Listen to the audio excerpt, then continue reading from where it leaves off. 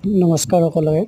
আপোনালোকে চাবচোন মানে কি হয়, মায়ে মোক ক'লাক যে বোলে এতিয়া কি বস্তু এটা আছে চাইছোঁ বোলে, বস্তাৰ ভিতৰত সোমাইছিল আৰু বস্তাৰ ভিতৰত সোমাই থাকোঁতে দেখা পালোঁ আমাৰ সৰু ছাগালটো চাউল খাই, সৰু ছাগালটো মানে বস্তাৰ ভিতৰত থাকোঁতে আমাৰ চাউল আনিছিলোঁ নতুনকৈ, এনেকৈ চাউল নাই এই মানে বস্তাৰ ওপৰত মানে এনেকৈ বস্তাৰ ভিতৰত সোমাই আছে আৰু আপোনালোকে দেখক আৰু চাওক কি কৰি আছে তাই আমাৰ বস্তাৰ ভিতৰত সোমাই আছে, চাউল খাই আছে। তাত মই দাঙি লৈছোঁ আৰু মুখখিনি দেখছা বেছি ডাঙৰ হোৱা নাই, এনেহেন হৈ আছে।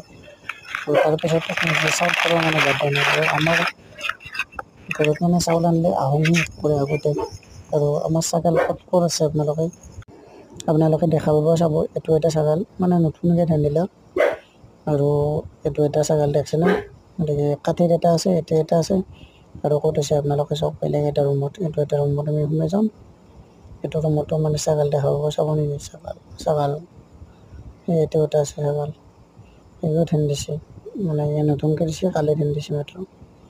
গতিকে এইটো ছাগাল দেখছে না, আন্ধাৰ অলপ দেখা পোৱা নাই, লাইটৰ পোহৰটো পৰা নাই। মই দুটা চানা হৈছে এইটো দেখাই দিছোঁ, গতিকে এতিয়াও আমাৰ ছাগাল থাকে। যেতিয়া আমাৰ গলিত ছাগাল নাথাকে তেতিয়াহ'লে আমি ঘৰৰ ভিতৰত ছাগাল ৰাখি দিওঁ, আৰু এইটো হৈছে গলি আমাৰ। গলিটো চাওক ছাগাল ভৰ্তি হৈ আছে, গতিকে ছাগাল আমাৰ ঘৰত। আৰু এই ছাগালকেইটা মানে তাৰপিছত এতিয়া যেতিয়া মানে নাথাকে মানে ধান দিয়াৰ পিছত আমি বেছিভাগ ছাগালে মানে ঘৰতে আমাৰ থাকে। আৰু প্ৰত্যেকটো মাহত যিহেতু 6 মাহে ঘৰত ধান দিয়ে, সিহঁতৰ কাৰণে বিৰাট সমস্যা, ঘৰত থাকে এটা নহওক এটা।